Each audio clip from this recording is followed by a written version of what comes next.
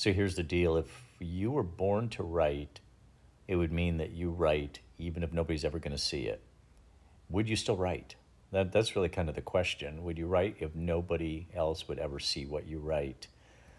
The other thing is, if you are going to continue writing, how would it change the nature of what you write?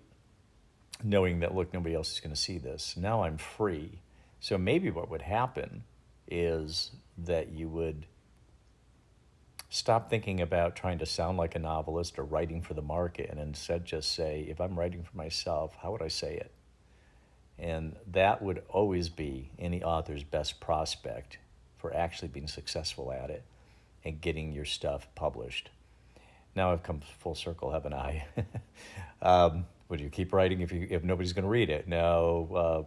Maybe it's worth doing that little experiment. I'm going to write for myself. Nobody else will see this. When you're done, maybe you say, what the hell, let me give this thing a flyer. Let's go to an agent with it and just see. If they say, wow, this is fresh, this is original, this doesn't sound like everybody else.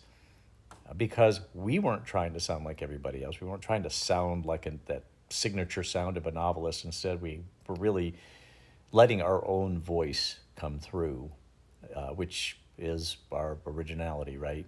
Our own voice. The thing that we're really afraid to express because we think that doesn't sound like all the books I read.